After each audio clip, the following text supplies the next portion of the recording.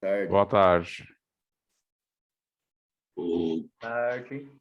O rapaz aqui está me falando algum trem aqui, deixa eu ver o que é isso.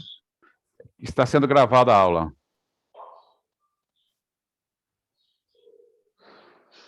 Eu acho que ele saiu. Autorização para gravar. Eu acho que ele saiu. Saiu, ele clicou errado.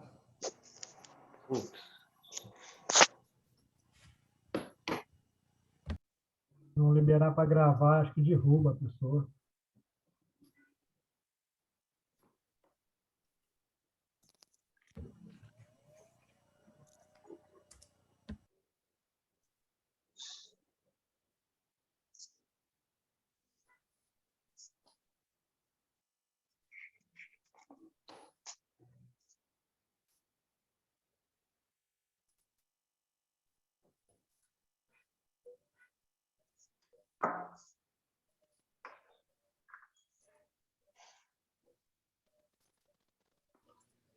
Retornou.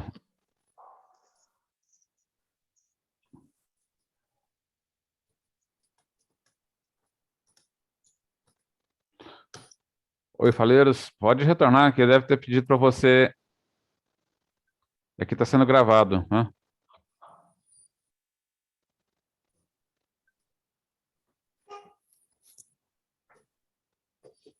Ah, sim. Ouvindo? Sim, ouvindo. Boa tarde a todos. Boa Eu tarde. ainda vou prender esse trem aqui, vocês vão ver. O Horácio encheu minha bola aí, né? Mas isso é bondade dele. Eu não acredito muito, não, que eu me propus a ser um facilitador, mas com a intenção também de aprender. Tem algumas situações que identificam a nossa igreja em relação às outras igrejas e também em relação às outras denominações cristãs. Uma delas é a unidade. Nós podemos dizer que a unidade é algo que é de uma importância muito grande e que dá forma dos católicos, quase que só os católicos, e principalmente nós, os latinos, temos a tal da unidade. E essa unidade se revela em algumas ocasiões, em algumas situações da nossa vida religiosa. Uma delas, talvez a principal, com certeza a principal, se revela na Eucaristia. Vejamos que a Eucaristia nunca deixa de ser celebrada na nossa igreja. Pensemos no fuso horário. Se está sendo celebrada neste momento uma Eucaristia aqui em Uberlândia, em qualquer igreja, há uma hora atrás também foi celebrada em algum lugar do mundo, há uma hora próxima também celebrada em algum lugar do mundo, e de maneira que, se observarmos todo o globo terrestre, a Eucaristia nunca deixa de ser celebrada. Mesmo numa única ocasião em que nós celebramos a Sexta-feira Santa, quando nós não fazemos a consagração do pão, a Eucaristia continua existindo como reserva nos nossos sacrários, nos nossos tabernáculos. A Eucaristia jamais deixa de ser celebrada. Outra coisa que jamais deixa de acontecer na nossa Santa Mãe Igreja é a oração. E a oração, a liturgia das horas, vem nesse sentido, de nunca deixar de ser celebrada a liturgia orante do povo de Deus. Veja que a liturgia das horas, ela é dividida em alguns momentos do dia, e se nós distribuirmos esses momentos no fuso horário de todo o globo, a todo momento está sendo alguém no mundo, algum cristão católico, está fazendo um dos ofícios da liturgia das horas. Então, essas duas situações, a Eucaristia e a oração jamais deixam de existir na nossa igreja. Nós temos especificamente esta oração extraordinária, que é a oração da liturgia das horas, sendo celebrada sempre. Por quê? Porque é um chamado de Deus a todos nós. Uma das nossas vocações, independente de ordenados ou não, é sermos fiéis orantes.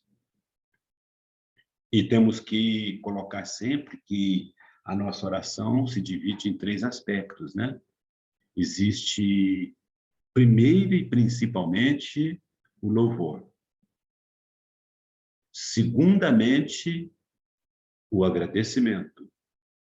E, em terceiro lugar, nós colocamos as súplicas.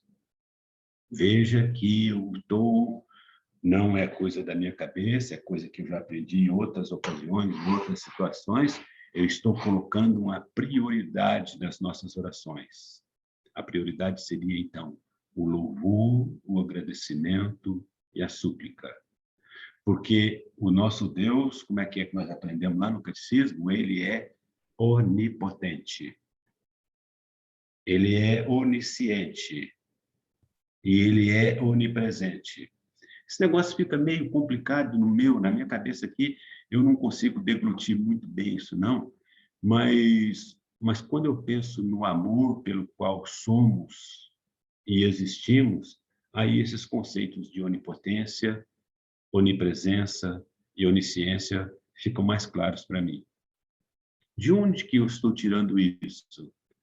Se é um lugarzinho, um trechinho da Bíblia tão conhecido que eu nem vou ler diretamente da Bíblia, não, e imagino que todos lembrem-se deles. No capítulo 1 do livro de Gênesis, versículo 26. Nós fomos criados à imagem e semelhança de Deus. Assim sendo, essa imagem e semelhança, na verdade, é Gênesis 1, 26 e 27. Imagem e semelhança.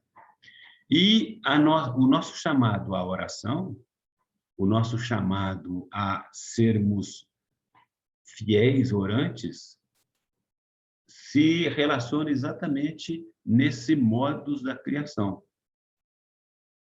Que nós somos imagem e semelhança de Deus, criaturas à imagem e semelhança de Deus, a esse Deus Criador devemos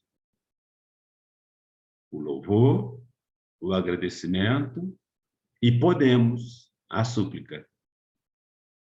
E isso vai ficando mais claro à medida que a revelação vai acontecendo na nossa vida, à medida que a revelação histórica, a partir da sequência dos livros bíblicos, nós vamos tomando conhecimento dessa revelação histórica também através da Bíblia, tomando conhecimento dessa revelação através da natureza, através dos nossos relacionamentos.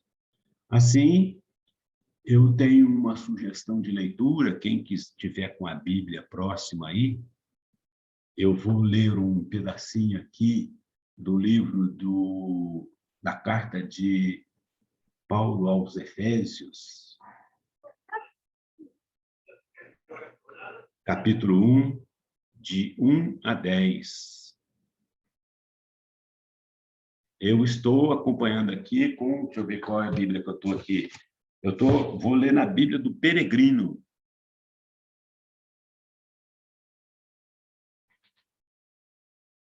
Efésios 1, 1, 10.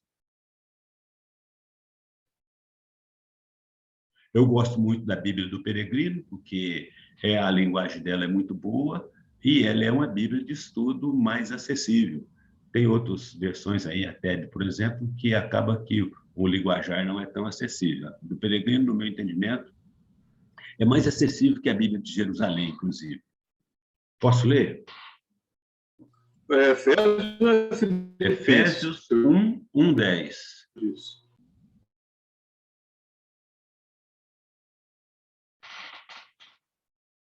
Paulo, apóstolo de Cristo Jesus, por vontade de Deus, aos consagrados de Éfeso, fiéis ao Messias Jesus, graça e paz a vós da parte de Deus, nosso Pai, e de nosso Senhor Jesus Cristo.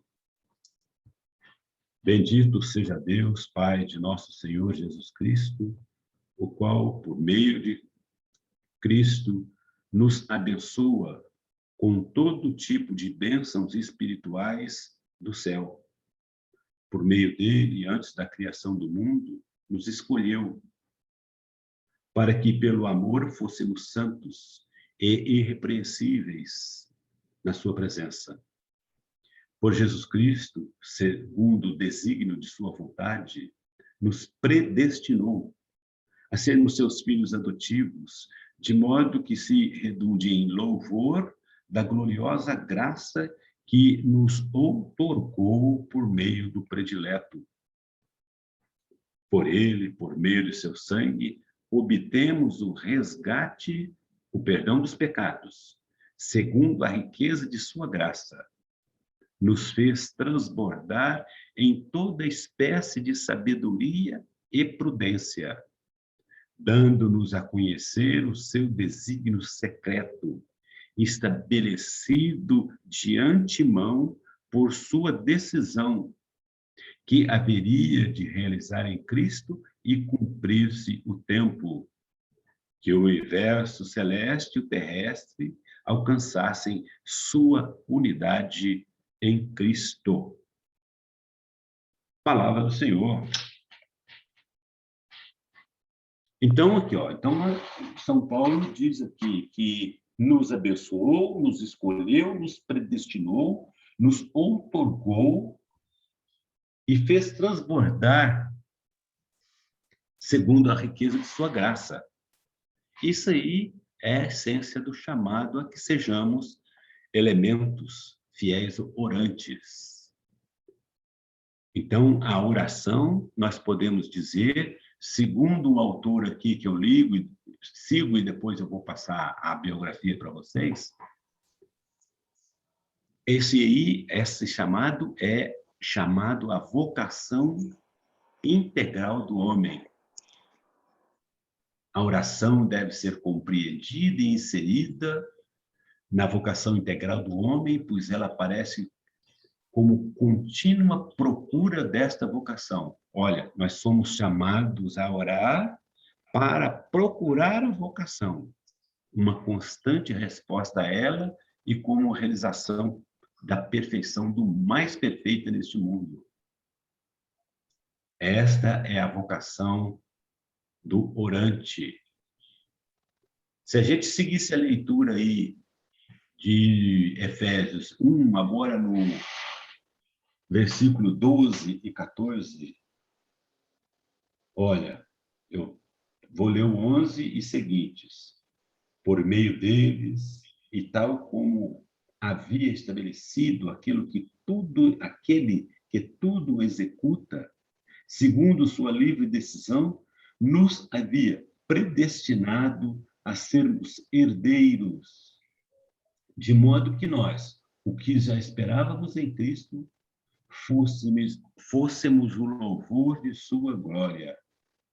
Por meio dele, também vós, ao escutar a mensagem da verdade, a boa notícia de vossa salvação, nele crestes, e fostes selados com o Espírito Santo prometido, que é garantia de nossa herança e resgate de sua posse, para louvor de sua glória.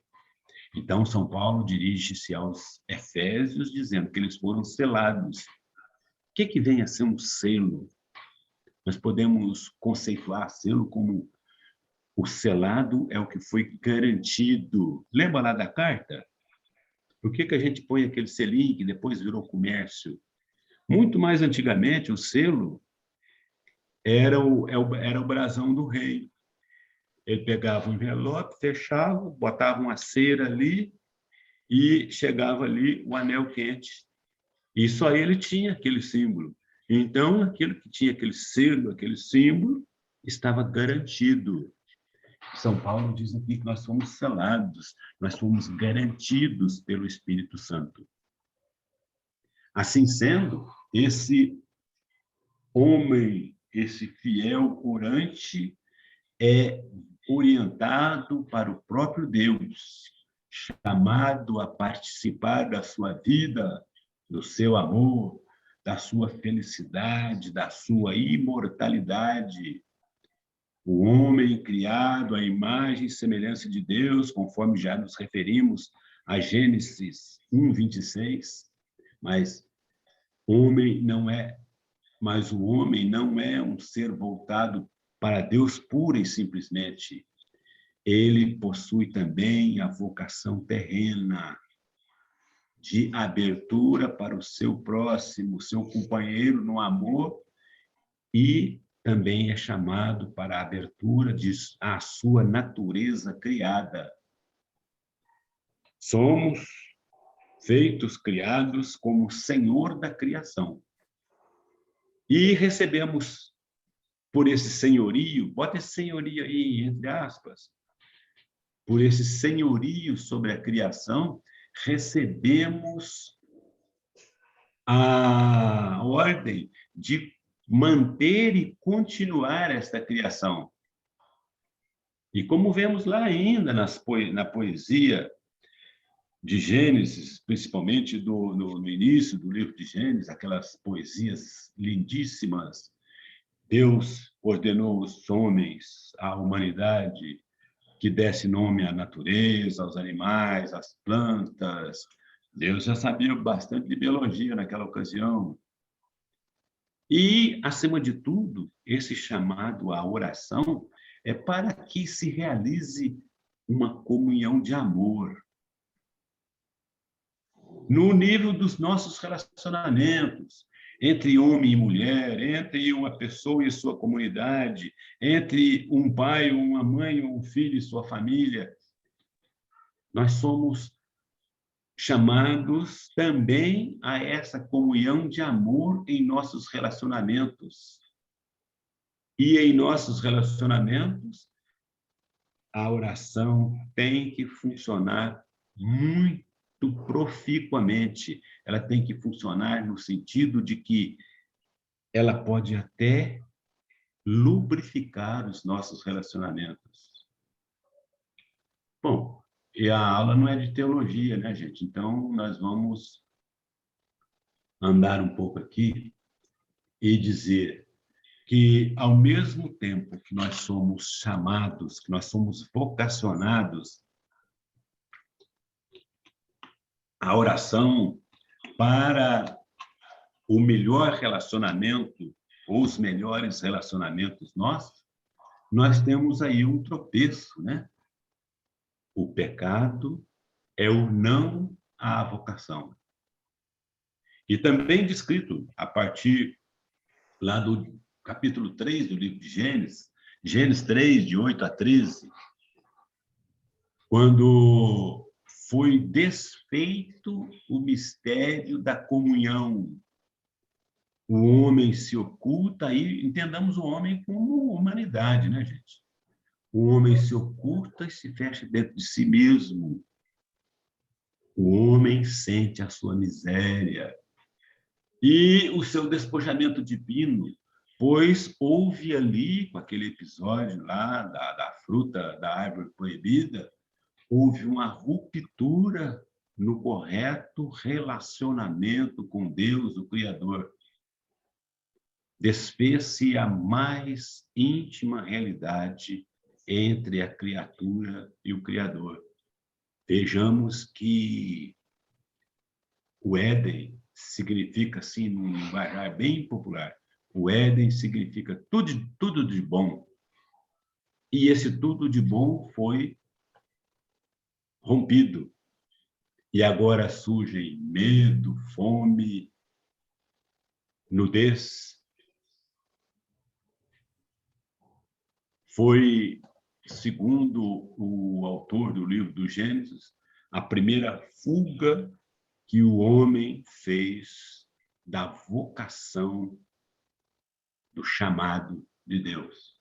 Isso causou desequilíbrio O desequilíbrio manifesta-se no relacionamento entre o Criador e a natureza criada. Assim sendo, aparece também a tirania, a incompreensão. Vejamos o episódio lá de Abel e Caim, Caim e Abel.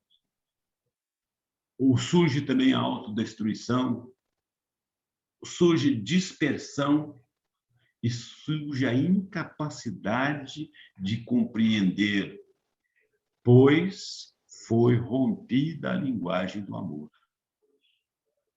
O rompimento da linguagem do amor torna o relacionamento hostil, manifesta-se entre homem e natureza, e nós não precisamos ir longe, não, né? Até hoje, quantas manifestações de incompreensão da natureza nós temos hoje ainda entre nós, pelos nossos governos, pelos nossos dirigentes, pelas nossas autoridades.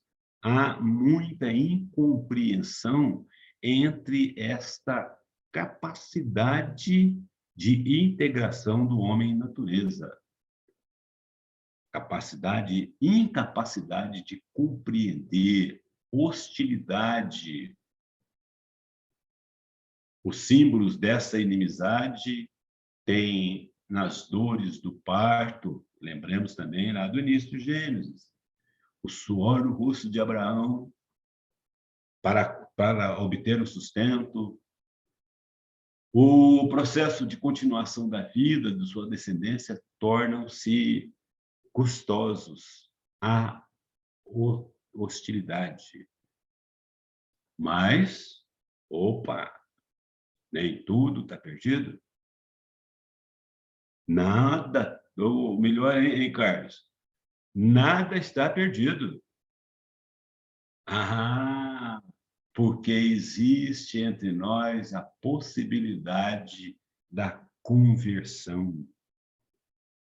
E como é que é? Nós já estamos estudando o grego, ou pelo menos o significado de uma ou outra palavra.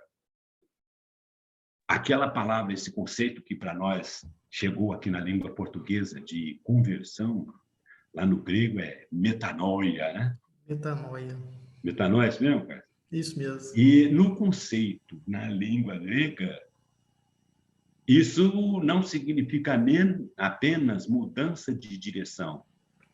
Metanoia é mais amplo do que conversão para nós. Metanoia significa mudança de atitude, mudança de pensamento, mudança da forma de conversar.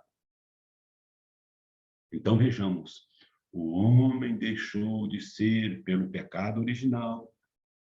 O homem deixou de ser uma criatura voltada para Deus. Foge da face de Deus. Mas Deus continua voltado, aberto para o homem, pelo diálogo. Como no caso de Adão e Eva, de Caim. Aí nós já estamos lá em Gênesis 15, 3, 15, por aí.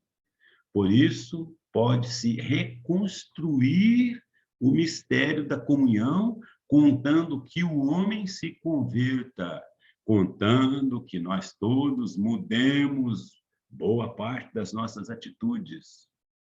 Reconstituir o mistério da comunhão, bastando que nos voltemos à vocação inicial, a vocação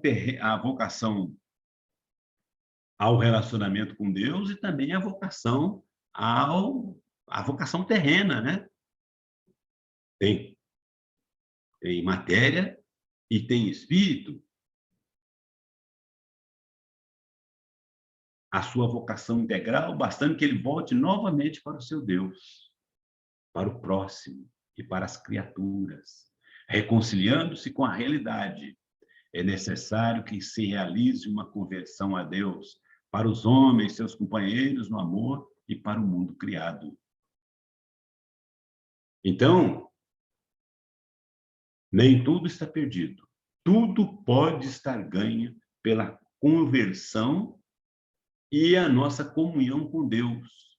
Mas a comunhão é algo que é dinâmico e não termina num ato apenas.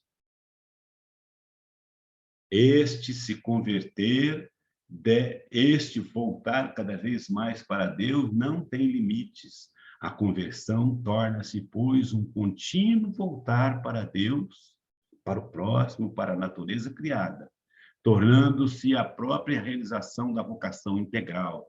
Então, ao fazermos a nossa conversão diária, a conversão momentânea, a conversão dinâmica da nossa vida, nós estamos procurando atender àquela vocação que nós já falamos, a que somos chamados. Eu acho até que nós podemos colocar no plural. A conversão pode ser entendida como a nossa tentativa de atender a aos chamados que Deus nos faz, a todas as nossas vocações. E qual é o caminho? Deus continua sempre voltado para este homem, aberto ao homem. Os meios que Jesus Cristo deixou para realizarmos a vocação integral nos são comunicados através da igreja. Chegarão ao amor, a realizar a vocação integral, aqueles que creem em Cristo, aqueles que o imitarem, procurando viver o que ele viveu. A oração está na vocação integral do homem. A oração é a elevação da mente a Deus. Diálogo pessoal, comunicação. Oração é uma experiência de vida, experiência de comunicação com o divino, que pode ser diretamente, mas pode ser também através do próximo, ou até da natureza. Esta comunicação pode realizar-se em forma de pergunta, ou também em forma de resposta, e pode se realizar da maneira mais simples. E, com certeza, cada um de nós tem aí uma experiência de oração, que seja uma oração individual, que seja uma oração decorada, uma oração de palavra, uma oração de uma música, uma observação de um objeto de arte, alguma coisa assim. Pode tudo converter em oração. A oração é procura. Orar é perguntar sobre o sentido da vida à luz da fé, com Deus, com o próximo, com as coisas criadas.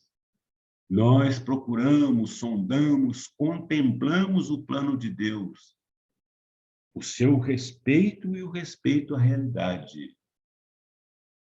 O objetivo da nossa procura será, a melhor no plural, os objetivos serão Deus, o homem, sua origem, seu destino, o mundo que nos cerca, o próximo, o pecado, a conversão, Cristo. Nossa, tem uma lista enorme do que nós procuramos com a oração.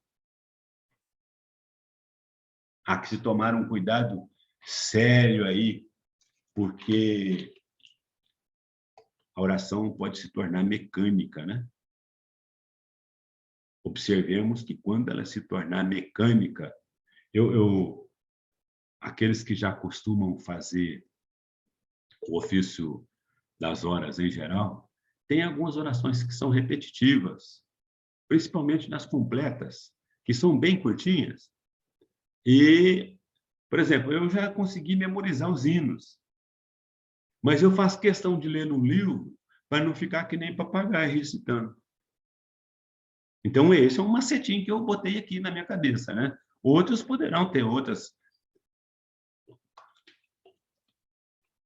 subterfúgios aí, para que a coisa não se torne mecânica, para que a coisa não se torne igual aquele filme lá do Charlie Chaplin, tá lembrado? A oração é procura. Mas, por que eu abri esse parênteses? Porque nós somos convidados a refletir, a abrir-nos diante da realidade, à escuta de uma resposta que brotará do fundo do nosso ser. Sem reflexão, não há nada. Tem um sobrinho meu, aliás, casado com uma sobrinha, mora em São Paulo, ele é psiquiatra, ele é judeu. Não é praticante, não, mas é de família judia. Os pais deles eram praticantes. Ele casou na Igreja Católica, admite toda a nossa catolicidade, lá, a catolicidade da nossa família, e ele tem uma sacada assim, extraordinária. Ele tem 2 filhas, uma de 13 e uma de 16. São minhas sobrinhas netas. Ele ensina as meninas a refletir. Impressionante.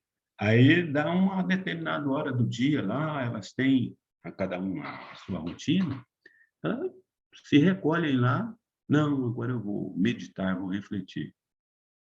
Deve ser um trem muito bom. Eu não dou conta de fazer isso, não, porque a hora que eu vou refletir, eu começo a dormir, que é demais. Mas deve ser um exercício muito bom. E toda a nossa catolicidade vem a partir da nossa reflexão, porque a partir da nossa reflexão nós estamos nos conhecendo, estamos nos corrigindo e pode daí brotar do fundo do nosso ser uma resposta às nossas orações. A resposta, a oração pode ser resposta e pode ser conversão, portanto. A oração pode ser união. A nossa paróquia aqui, São Francisco de Assis, Santa Clara, do bairro Moarama, é uma paróquia, ela não é das mais antigas da diocese. Nós somos filhos, enquanto comunidade religiosa, da paróquia São Cristóvão. E o povo daqui começou como começa tantas outras comunidades em tantos lugares, e com certeza alguém já viveu a experiência, o testemunho que eu estou passando agora. Como é que começou? Não, reuniu um povo e começou rezando o terço nas casas. Rezar o terço nas casas começou a ser união. Daí a pouco, em determinadas ocasiões, vinha um sacerdote presidir uma missa, uma celebração eucarística, e mais a comunidade São Francisco de Assis, Santa Clara, que era capelania e só depois se tornou paróquia, nasceu dessa união. E com certeza, o Damião, lá no Ipanema não foi assim? Foi, eu lembro das... Sim, foi. Somos lembro... paróquia Nossa Senhora da Abadia, filha também da São Cristóvão, né? Sim. E daí surgiu aqui a comunidade do Ipanema, também dessa forma aí, segundo os mais antigos, né? Começou debaixo de uma pé de João Bolão, depois veio para uma garagem de uma oficina que o senhor emprestou, rezava-se o terço, e uma vez por mês o Padre Antônio dava um pulinho aqui. Olha a coincidência, que aqui conosco também era o Padre Antônio, Isso. que fez 9 anos de falecimento dele sábado passado, né? Isso. Mas aqui, o centro pastoral aqui da comunidade é dedicado a ele. Sim, eu me lembro disso. Mas eu citei o caso, Damião, na verdade eu já conhecia essa história, mas eu pensei, não, vou falar com o Damião, que é garantido que ele vai me apoiar. Lógico. Porque todas as comunidades nasceu dessa vocação orante, e a vocação orante do povo de Deus conduziu à união. Oração é união, não é só procura do sentido de vida, nem é só respostas à vontade de Deus que se manifesta, ela constitui vivência da própria realidade, da vocação, a realidade do chamado, né? A comunhão, ao amor da vida com Deus. E essa modalidade de oração, esta que traz a união, transfigura. Olha aqui, celebramos ontem, né? A transfiguração do Senhor. Transfigura. E a transfiguração é a amostra da total liberdade de Cristo, porque na transfiguração ele antecipou o estado da ressurreição dele próprio. Então, a oração também nos transfigura e nos leva à libertação, à reconciliação. E conforme conforme lá em... Eu esqueci o Evangelho de ontem, mas conforme nós celebramos ontem, lá no Tabor, que a inspiração, vejam o que Pedro falou, há reabastecimento e há comunicação. Então, dentro de transfiguração, libertação, reconciliação, comunhão e tantos outros adjetivos que nós podemos colocar aí, nós somos reabastecidos. E devemos considerar essas formas de oração como um aspecto da mesma realidade profunda, a comunicação com Deus, diretamente ou através do próximo. Essa oração, como já começamos a adiantar, ela pode ser particular e pode ser comunitária. Vamos fazer um combinado aqui entre nós? Vixe, que oração, vixe. Vamos nós. Mas eu tô falando aqui, qualquer coisa aí, levanta a mão aí que eu paro de falar e abro o microfone e fala, pode ser? Estou falando isso mais tarde, meio tarde, mas pode ser que ainda ajude alguém. A oração pode ser particular e pode ser comunitária. Duas formas que não se contrapõem. A palavra de Cristo sobre a oração, conforme está em Mateus, capítulo 6, versículo 6, alguém se lembra o que é isso? Isso é o Pai Nosso. As palavras de Cristo sobre a oração, lá em Mateus 6,6, não querem ser uma condenação da oração comunitária, mas a condenação de uma maneira de orar semelhante à dos hipócritas. Lembra lá, antes de falar do Pai Nosso, tem aquele episódio lá do fariseu e do publicano? O fariseu batendo no peito, oh, muito obrigado, Senhor, porque eu não sou assim, eu não sou assado, eu não sou verde, eu não sou amarelo. Já o outro lá atrás batia no peito, ah, Senhor, perdoa meu pecado. É um episódio bastante conhecido também, né?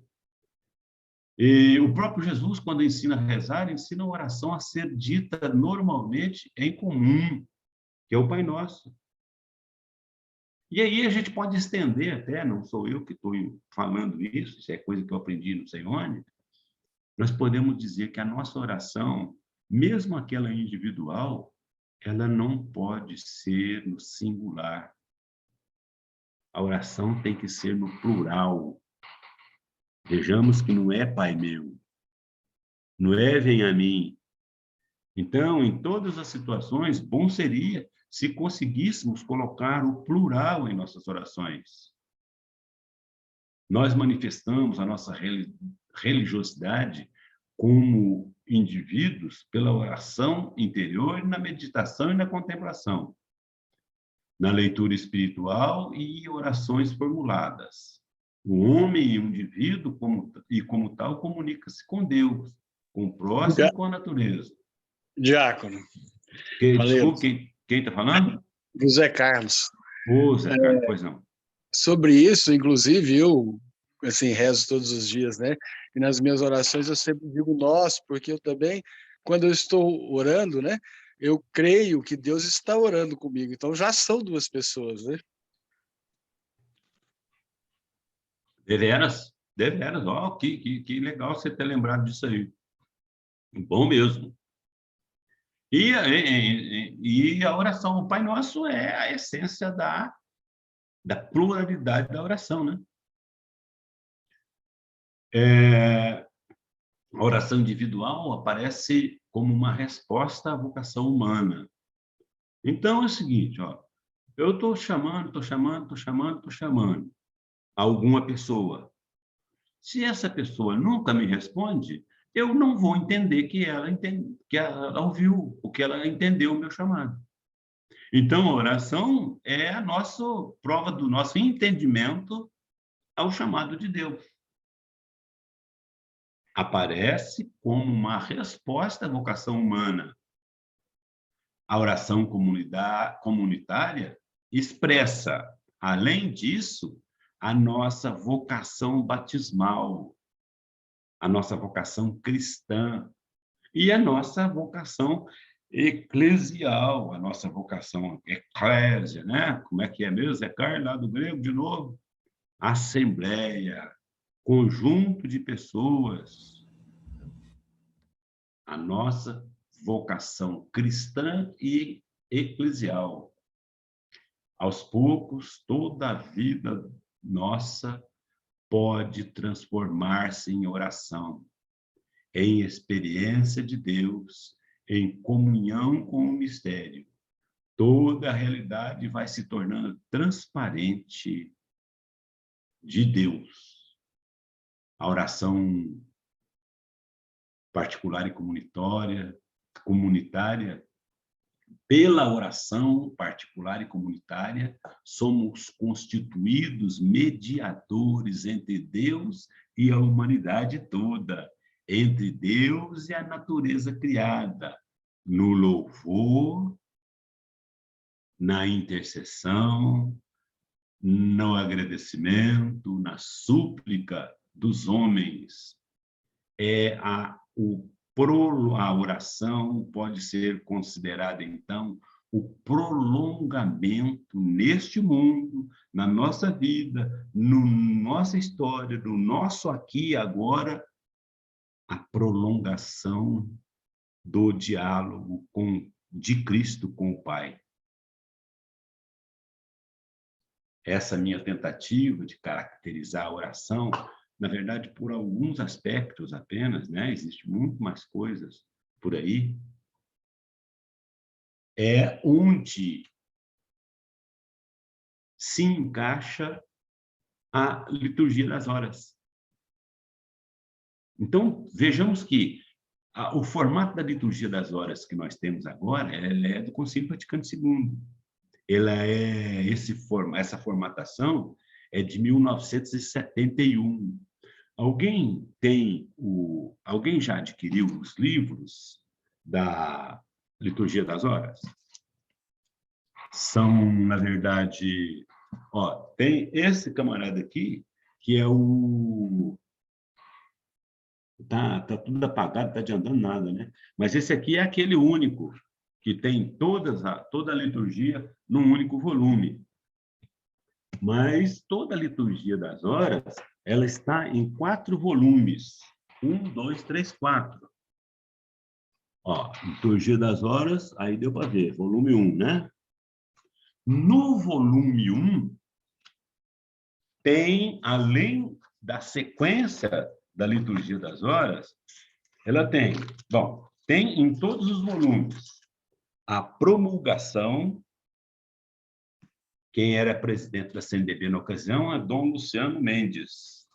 Tem a apresentação, que na ocasião o bispo presidente da comissão de liturgia era Dom Clemente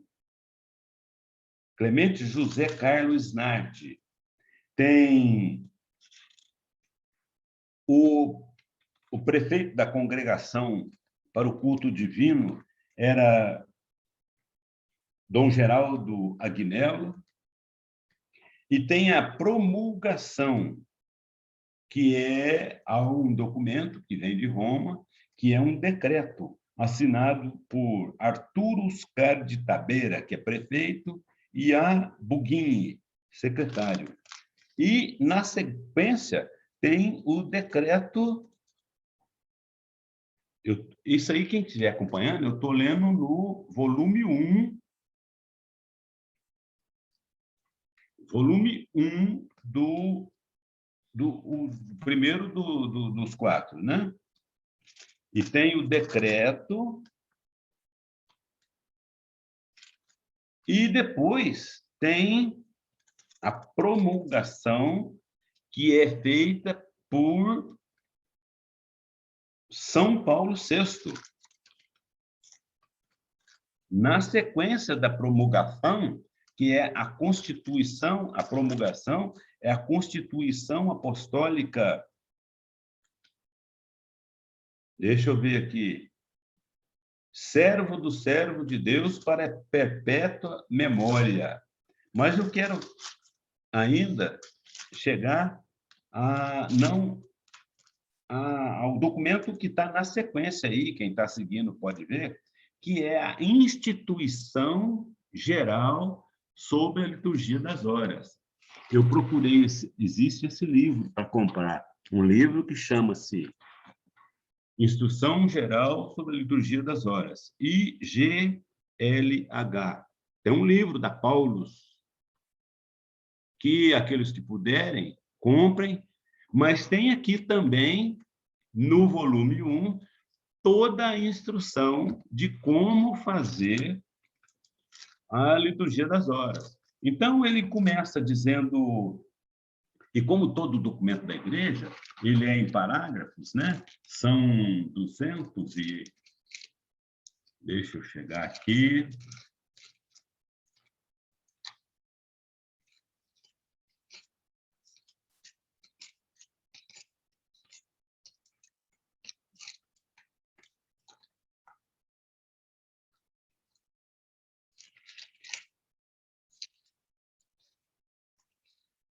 Então, é um documento em 284 parágrafos. Aqui, essa folha do livro é fininha, né? O livrinho lá do Instrução Geral. Então, eu dou a dica aí. Muito bom será se nós estivéssemos a par desses documentos sobre a liturgia das horas, e principalmente este, o Instrução Geral sobre a liturgia das horas. E aqui fala da importância e fala baseado em Cristo, né? Cristo orante, baseado em que a igreja, nossa igreja é uma igreja orante e baseado nisso que nós já falamos até agora, baseado na vocação do ser humano, uma vocação ao louvor, ao agradecimento e à súplica. Os que tiverem o livro, dão uma lida aí, não é tão grande, lê aí para que no nosso próximo encontro a gente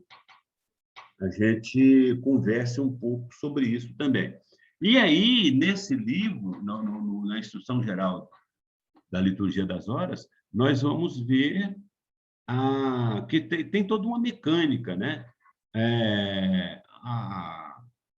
As vésperas têm uma sequência de salmos, uma sequência de cânticos, as laudes também, nas médias é um pouco diferente, na ofício das leituras é um pouco diferente.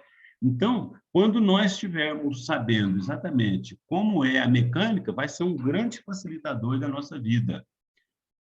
Alguém tinha falado alguma coisa aí?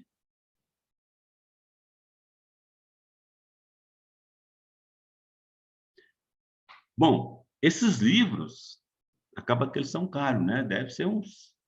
Alguém sabe o preço de algum livro desse? Alguém um dia desse falou. 90, 100 reais. De 90 a 100? Não. Hein, Anderson? Considerando que nós precisamos de 4? Quando eu comprei os meus por aí, 90 conto, é por aí. Eu acho que é mais, hein, Anderson? Quando eu comprei... Está valendo a faixa de 170 já, o 3.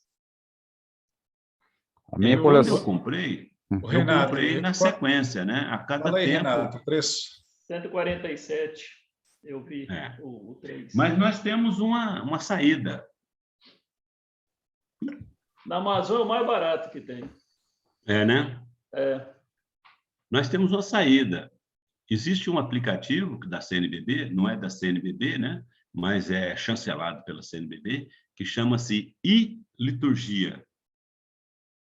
Ele custa R$20, me parece. Você abaixa aí no seu celular, no seu tablet. Para computador não dá. É só para dispositivo móvel. Você abaixa aí, que ele é o mais fiel de todos os aplicativos de liturgia das horas. E ele também, por lá, nós vamos conseguir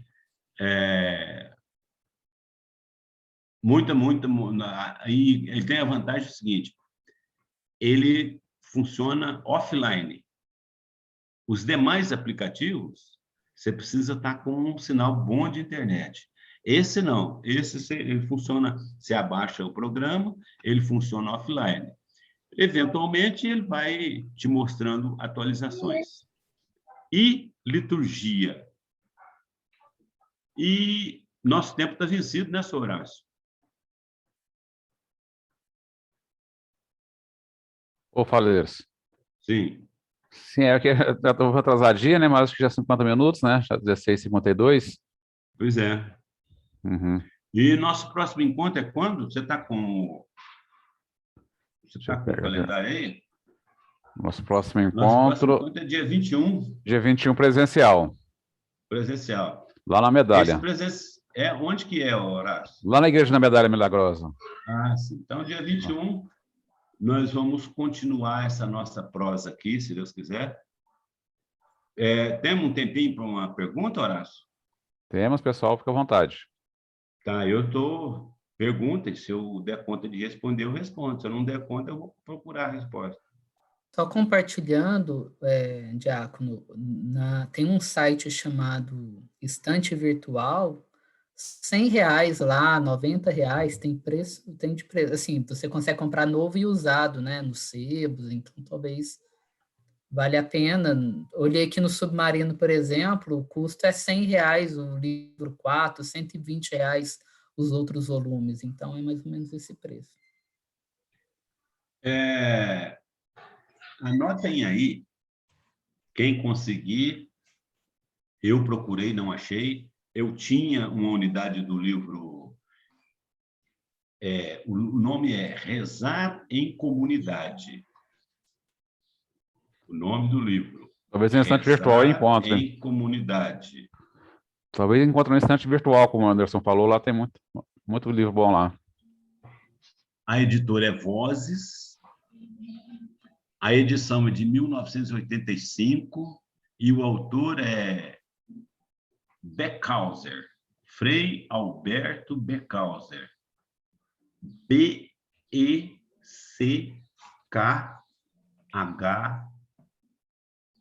com trema,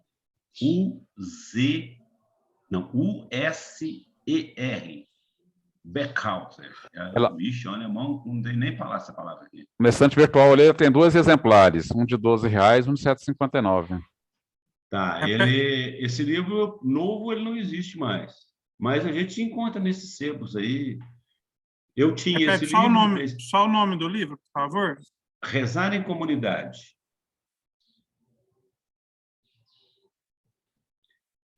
Mas eu ia sugerir que comprássemos, mas como não vamos encontrar, eu preparei a partir desse livro, eu copiei do Padre Genésio, com autorização dele, naturalmente, uma apostila que é baseada nesse livro. E vou reproduzir essa apostila como ajuda para o nosso crescimento aí. E semana que vem, né, dentro de 15 dias, eu levo a apostila e quem quiser pega uma. Mas é bastante interessante o livro inteiro. E eu perdi o meu e não perguntei ao padre Edivaldo se ele tinha um exemplar, ele falou que tinha, mas depois não achou e, afinal de contas, se alguém conseguir, quiser levar esse livro no nosso encontro, será muito bom. Já qual que é o valor da apostila, por favor? Não, a apostila não tem valor, não. Não, mas aí não, tem que ter um custo, né? Imagina. Não, eu nem sei. Ela é uma apostila assim, de umas 10 páginas. E o custo é o custo de reprodução de Xerox, mais nada. Ah, perfeito, tá bom, obrigado. Então, deve ser o quê? 10 páginas? Deve ser R$ 2? Quando muito? Não, mas não preocupa com isso, não, que eu vou... Isso aí é tranquilo. Perguntas? Vixe, tá. Ó, eu não sei se vocês sabem, eu nunca fui professor, mas eu já estive professor, certa ocasião, que eu perdi o emprego na indústria, eu era operário, e fui trabalhar no Senai. E lá no Senai eu era instrutor de eletrônica. Por isso que eu digo, eu estive professor, mas nunca fui professor. Mas eu aprendi um trem lá que é o seguinte... Em qual ano? Oi? Em qual ano que o senhor foi? O Eu senhor deu aula no trabalhei de Senai? 96 a 2015. Quem Eu que está tinha falando? Eu acabado não de- percebi. É Fabiano. Ô, Fabiano. Eu tinha acabado de sair. Eu fiz o Senai em 92, terminei em 92. Torneiro mecânico. Foi de 96 a 2015 eu trabalhei no Senai. Mas eu aprendi uma coisa lá, é o seguinte. Dorival. Sim. Quando ninguém tem pergunta, é porque ou o professor é bom demais, não é o nosso caso, ou ninguém entendeu nada. Aí fica a minha dúvida aqui. Então, Indiana, pode ser complicado esse negócio, né? Acho que é a primeira opção, viu, Faleiros? Foi bem explanado. Eu achei muito bem explicado. Foi bom, foi muito bom. Muito bem explicado. Uma introdução geral, né? Por que se rezar na liturgia das horas, né? Porque Sim, a oração... a ideia é essa mesmo. É porque se não ficar uma coisa mecânica, porque agora eu sou diácono, vou ter que rezar, sou obrigado a rezar. Não, não é porque é obrigado a rezar, né? Mas o motivo, né? Por que se reza a oração da liturgia das horas, né? Qual o motivo que me motiva a fazer essa oração? E não apenas por obrigação. Alguém pode me corrigir aí, mas na época que eu fui ordenado, uma prosa lá com Dom José, eu fui ordenado em 2006, Horácio. Deve ser por aí, né? Eu acho que por 2006. Ele falou assim, ó, diácono tem o que fazer na vida, então eu peço que o diácono faça, pelo menos, ou laudes ou vésperas e completas, dispensando as horas médias. A orientação ainda é essa, Horácio? Eu recebi essa orientação até no retiro, né? De ordenação, no retiro com o padre Márcio, de ordenação, ele orientou dessa forma. Eu acho que é isso mesmo, ainda permanece a oração. Pode Mas fazer tenho uma certeza que, se for possível fazer as demais orações, é uma riqueza. Pode fazer uma pergunta, hein? Ô, Xará, vai nessa. Essa oração da liturgia das horas é só ministro ordenado ou para todos, estende para todos? Não, é a oração da igreja. Da Da igreja. igreja para todos. Para os ordenados, encara-se como uma, abre aspas aí, uma obrigação, fecha aspas. Entendi. Mas tem alguns lugares, Xará, e aqui na nossa paróquia nós já até fizemos em algumas raras ocasiões, a oração ao público, chamando o povão para fazer junto a oração lá, Então conforme o horário. certinho. Obrigado. Ô, Faleiros, Sim, Faleiros, Alex. é isso. As laudes, ela se reza na parte da manhã, no início da manhã. Então, existe mais ou menos um esquema assim, ó. Ah, tá. As laudes é ao alvorecer. As médias, sendo as... Só que eu não vou lembrar os nomes em latim, não. Tem as 9, as 12, as 15. As noas. A véspera é ao anoitecer. As completas, antes de deitar. E o ofício das leituras a qualquer momento. Vamos lembrar que a oração, a liturgia das horas, nasceu nos mosteiros. Nascendo nos mosteiros, principalmente lá os beneditinos, né, do ora et labora, os caras trabalhavam pra caramba e não dava tempo de parar para rezar, não. Então, eles tinham a rotina, paravam nas horas de laudes, médias e vésperas, antes de deitar. E, às vezes, eles acordavam de madrugada para fazer o ofício das leituras, porque o ofício das leituras não cabia dentro do dia.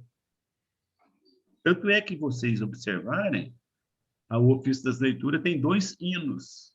Um para quando se reza à noite e um para quando se reza durante o dia. Entendemos, até foi uma pergunta do Giovanni, um dia desse. Você que perguntou a respeito, Giovanni? Foi, né?